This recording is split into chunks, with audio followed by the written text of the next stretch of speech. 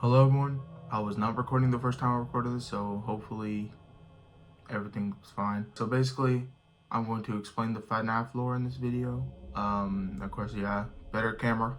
Notice that off the back. I haven't recorded in a minute. Where lots have changed, including my hair. But basically, I'm just going to explain the Fnaf lore in this video, and I don't know why is there a fly in here. Oh my god. I don't know how long it's going to take, but I do hope you guys do enjoy this video. So let's get right into it. Now, I do want to pop in real quick and say shout out to Owen Lee Music because he made this really good summary, and it's really good. Well, not even a summary, just really good like explanation of the FNAF lore, and this is what my source is. So if you guys can go check out his Reddit, and you guys can read my sources. And yeah, so thank you for making this a little bit easier on me. So basically, William Afton and Henry Emily both found this restaurant called Freddy's Family Diner. And the thing about this restaurant is they have these two animatronic mascots, like Chuck E. Cheese and stuff like that. Well, these ones are a little different because the suits that the endoskeleton is in can be taken off, and using spring lock technology can be worn by humans. So 1 minute they'll be performing, next minute you'll have Fredbear walking by you. It's not like it is in Chuck E. Cheese where it's just some dude in that normal costume. It's the literal animatronic costume. And this is important to remember throughout the story, the fact that these things can be worn. The main animatronics, again, are Spring Bonnie and Fredbear. Remember these?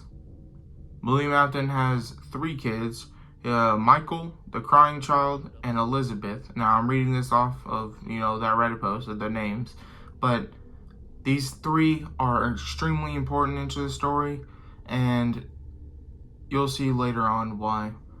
And it's important to remember that William Afton does not care about his children, and he is not capable of love at all. He is kind of just a psychopath. So basically, Henry was extremely happy with his life. He had this, he had a daughter named Emily. I'm pretty sure I say it later on the video, but the daughter's name was actually Charlotte. I keep saying Emily. His pride and joy, and he was just extremely happy in life. And William, being the psychopath he is, was not happy with this. He basically snuck up outside of the restaurant and killed his daughter. And there was this animatronic, and by the way, this is at Freddy Fazbear's Pizza. It's this like the suppressor, or like the successor to Fredbear's. I forgot to mention that. But so there's these animatronics. There's Freddy, Foxy, Bonnie, Chica, and the puppet. And the puppet was made specifically to protect Elizabeth. And when it happened, she was locked outside the door, and the puppet was stuck inside of a box. So the puppet could not get to Emily or Elizabeth. I keep saying Emily. If I say Emily, I mean Elizabeth. But it could not get to Elizabeth because she was outside, and it was raining, and all this stuff happened. But she got killed, and William put her into the alley by like all the trash and stuff. And by the time the puppet could get out and go outside, she had died because of her wounds. And the puppet goes and lays down next to Emily. And then from there on, Elizabeth possesses the puppet. No, I just realized I've been getting their names mixed up. It's Charlotte. Oh my god, I'm so bad. So the Afton family was moved from the backwoods, which is where they lived, and they moved closer to right outside of Fredbear's. And it's to be noted, the crying child is absolutely terrified of the animatronics, and he did build like this bunker or like facility up underneath their home, which would be where sister location takes place, but we'll get onto that later. But basically, he puts cameras inside of a Fredbear plush that the crying child has so he can spy on him. And this is unbeknownst to anybody, so nobody knows about this happening. So and through the Fredbear plush, he basically manipulates the crying child and he tries to make them scared of the animatronics more. And it's kind of like he's having nightmares, and this is Fnaf 4. So those nightmare animatronics are like a nightmare, literally, and of the crying child. William's abuse of Michael, the older brother, makes him basically bully the crying child. And it's not good, it's really bad. Like, he would jump out at him with the animatronic mask on and stuff like that. And the kid, already being, you know, the crying child, does not take this well. At the crying child's birthday party, they are at Fredbear's Family Diner, and Michael and his friends decide to play a little prank on the crying child. Michael decides him and the friends are gonna pick him up and go give Fredbear a kiss. I don't know why they said that, because he literally put his head inside of his mouth, but anyway, I don't know what kind of kiss that is, but anyway, why his head is inside the mouth. You remember the spring locks and stuff like that? I told you the spring locks, that's how you... Anyway, but I'll just give a little explanation on how spring locks work real quick. Spring locks are the mechanisms inside of the animatronic suits that allow the human to wear them. And so basically, spring locks hold all the animatronic parts away from the body. And so, and the water and any moisture can cause them to mess up or malfunction.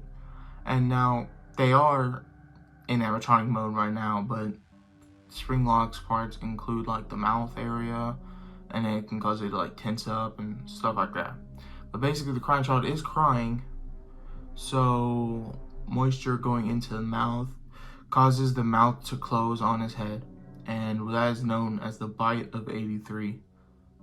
And the bite of 83 is what really nails in the coffin for William to just go crazy, because his kid has died because of his creations. And after the bite of 83, Fredbear's finally closes.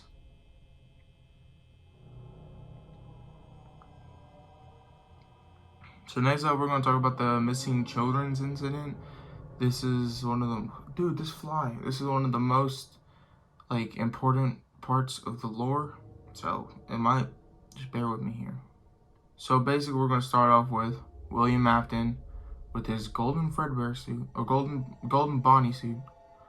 He basically gets in it, goes around, and he will lure children into the back room.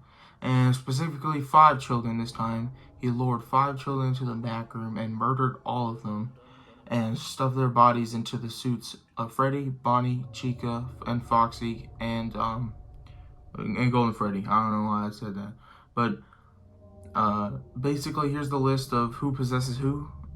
Freddy is possessed by Gabriel, Chica is possessed by Susie, Bonnie is possessed by Jeremy, Foxy is possessed by Fritz, and Golden Freddy is either Cassidy alone or Cassidy together with the crying child. We don't really know. And the Golden Freddy is a huge part of the whole, like, lore and stuff. So yeah, but Susie was the one that was killed first and put into Chica. Hence why in Ultimate Custom Night she says, "I was first. I saw everything." But the reason they possessed life, or they possessed the animatronics, was because the puppet was able to give them life by helping them possess the animatronics. And the way that they possess these animatronics is a little thing called Remnant. We'll get onto that later on in the lore, but yeah.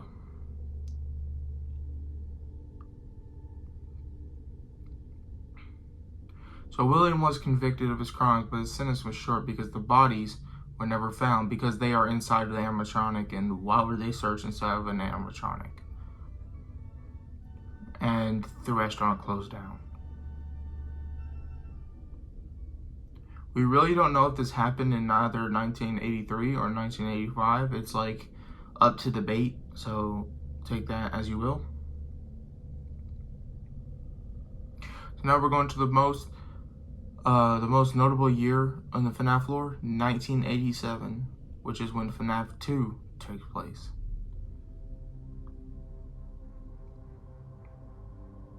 So basically, in 1987, the whole Five Nights at Freddy's franchise reopens as a new like toy animatronic. They're like super friendly looking and stuff like that, but also have high tech to recognize any sort of criminals and stuff like that, which is, you know, important to remember. But that clearly doesn't work because William decides to come in dressed up as a security guard and kills 5 more children. And yeah. And they ended up possessing the toy animatronics.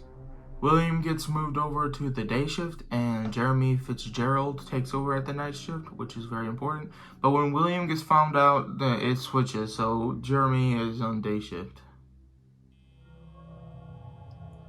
Fritz Smith works one final night. Fritz Smith is likely Michael Afton, the son of William Afton. And he is thought to have been him looking for his father to help revenge his brother's death, even though it was kind of his fault, or all those children's death. Then the bite of 87 happens, and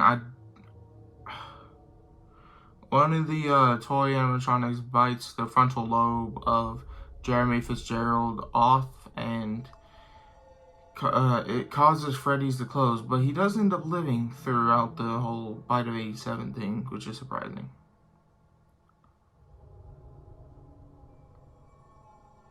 So the toys are scrapped and the souls possessing the animatronics are freed, the toy animatronics, but they are not relevant to the lore after this, so just so you know.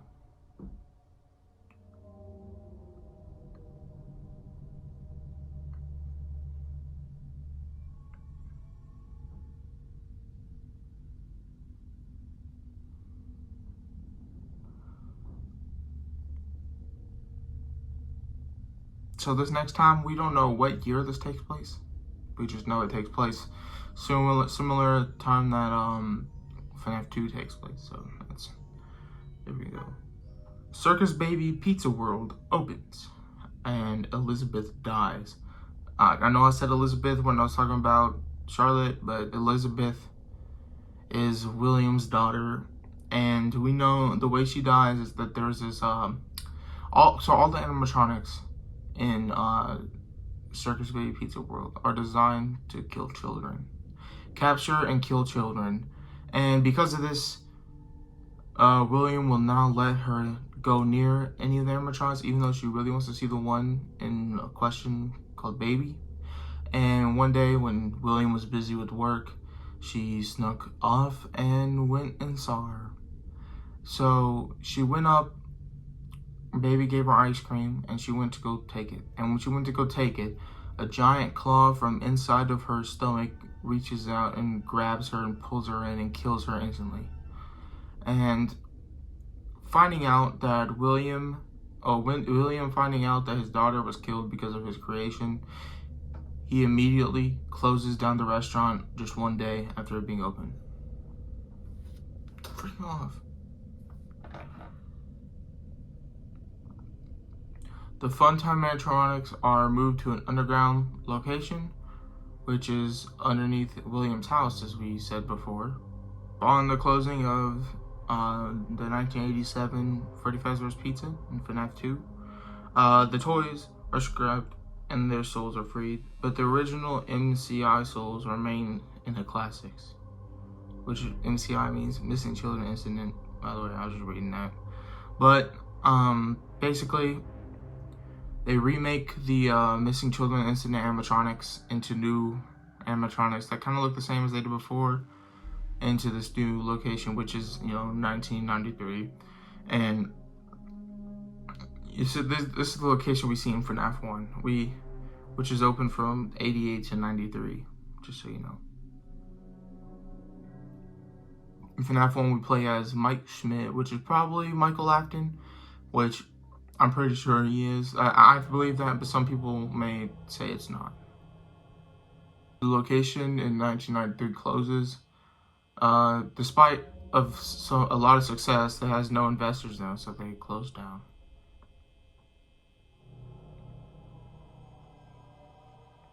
So we were just in the 1990s. We don't know the exact year for this one, but FNAF 4, Michael's nightmares happen. It may not be clear at first, but in FNAF 4, you don't play as the crying child, you play as Michael Afton. And you're basically going through his nightmares of those animatronics jumping out of him.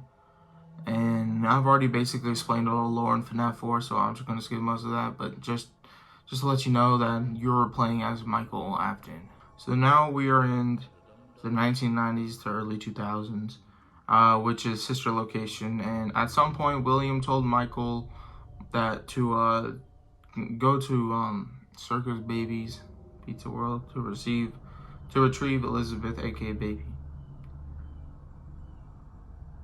Michael takes the job at Circus Baby Pizza World as a technician, and Baby guides us through the whole, the whole game, telling us what to do and all that.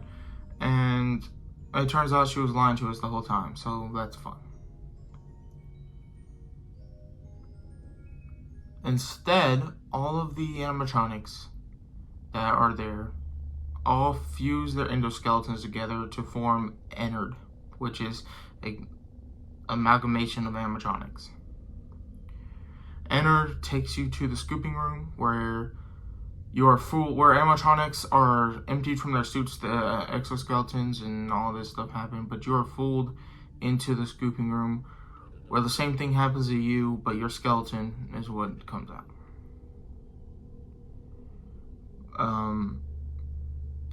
The animatronics slip into the skin suit that is left behind, and Michael possesses his own body, which is weird to think about, but and after a lot of skin decaying and stuff like that, all the animatronics just leave his body, and he is stuck with a decaying corpse walking around, basically.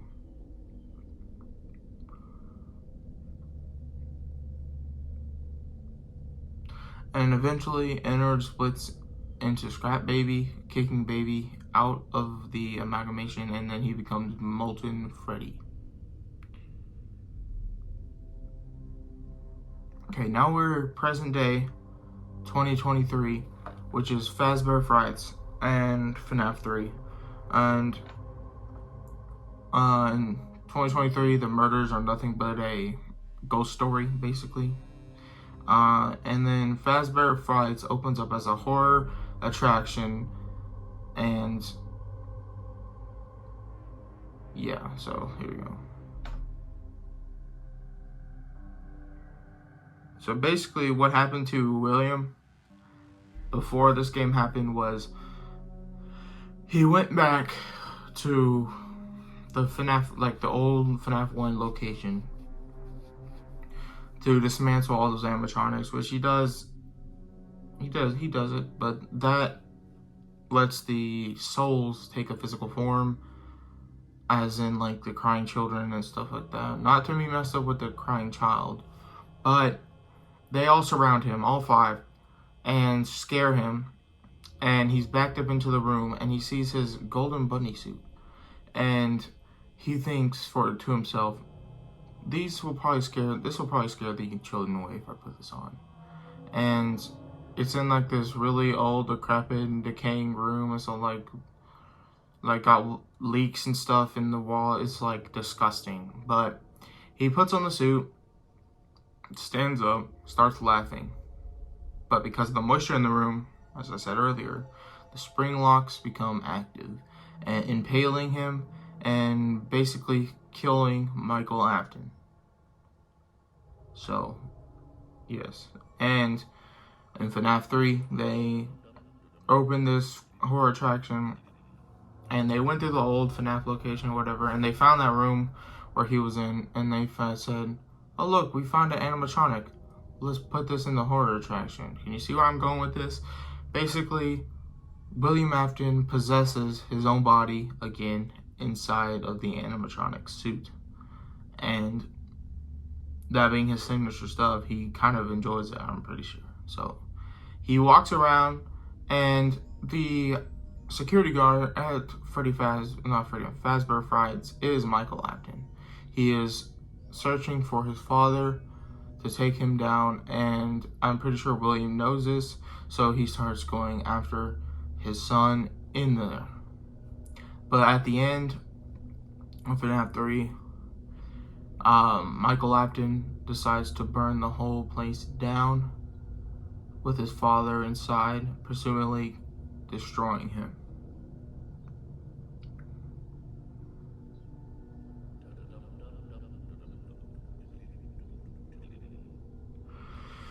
But that doesn't happen. Basically, Afton somehow, like, he survives the fire and all that stuff. And Henry, remember Henry? He knows that he probably survived. And as he says, he always comes back. So, he decides he is going to open a new Freddy Fazbear's Pizza and have Michael be the owner and all this stuff, knowing that William Afton will come to the new location. And all those animatronics, with all the souls that are trying to track him down in it.